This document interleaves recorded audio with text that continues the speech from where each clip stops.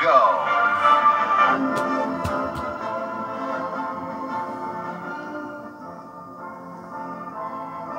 The Ann Colone Show virtually opened a window to the world for thousands of loyal fans in the tri-state area.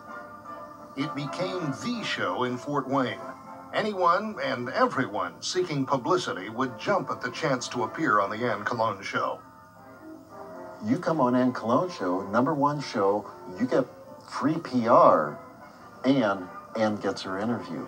Van Dyke Show, which you are a member Well, of. as I told you, I've been in show business close to 40 years. My, doesn't he look young for being so old? Clean living, folks. Here, I don't drink, smoke, or run around with women. Lloyd's of London are laying 10 to 1 I'm dead. It was a must. Whoever came to town, it was a must to appear on Ann's show. It's been real nice seeing you again, Bob. Thank you, Ann. So Come nice to Fort Wayne soon, will you? I heard about you, and it's nice to see you. What do you mean you heard about me? No, I heard about you and your show and everything. Yeah? Yeah. Well, This is one of the most famous dresses. Beautiful Marlena Dietrich as a jewel thief with Gary Cooper. I mean, it was very glamorous, and Ann Colone was a glamorous figure. Once you met her, you never forgot her.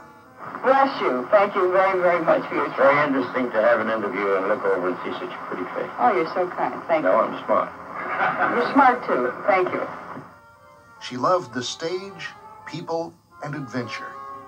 Her determination to explore and share the unusual and exciting engaged audiences for nearly 2 decades. Ann was out to show Fort Wayne that, there is life beyond here. Ann's mission was quite simple: present viewers information and education through entertainment. It's easier to learn if you're entertaining at the same time. And I don't mean you have to jump up and down for joy or laugh or crack jokes or anything of that nature. But I think if everybody's comfortable and you learn one thing about either the person or the subject matter, that's all that you needed to do. But of course, I always wanted to do more and learn more the easy way.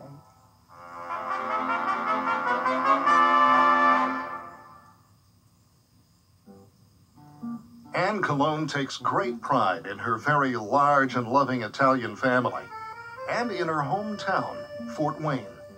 This is where Ann became Ann Colone. I'm one of 10 children, the 9th of the 10th.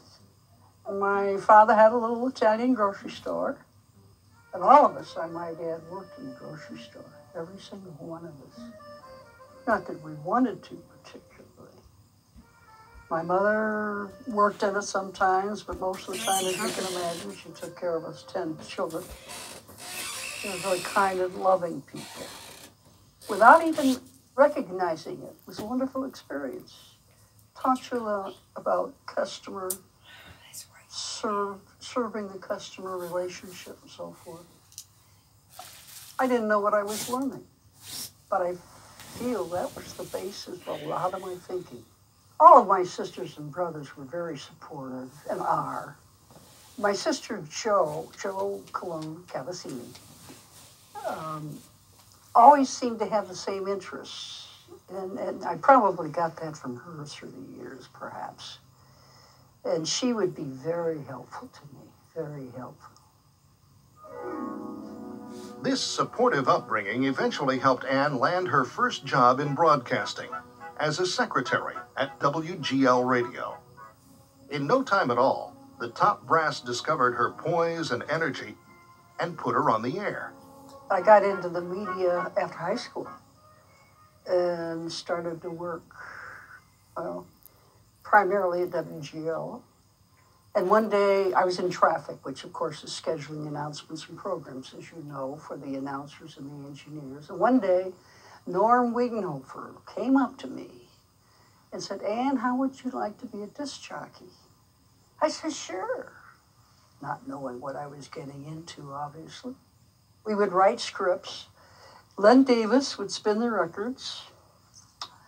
And after a while, the scripts went out the window. And I played my own turntables and ad-libbed, and that was it. I was on the air for 8 years. As the first female disc jockey at WGL Radio, Ann gained a solid reputation and a devoted following. However, none of this prepared her for the dramatic change she was about to experience.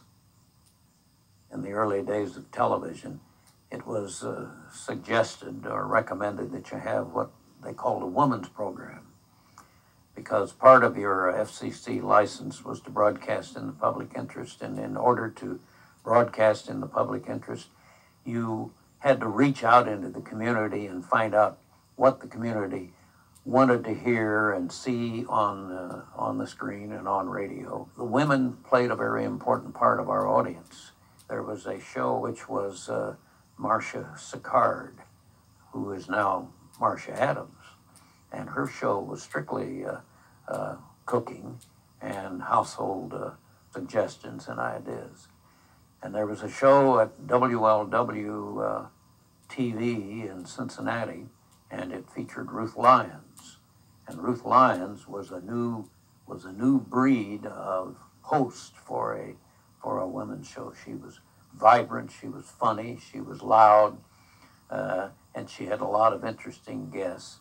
But it became quite famous in this part of the country, and began to gain a lot of notoriety. And so we were looking around for somebody that could be different than just the regular women's director. My salesman came to me and said, you know, we think we found who you ought to have for this women's show.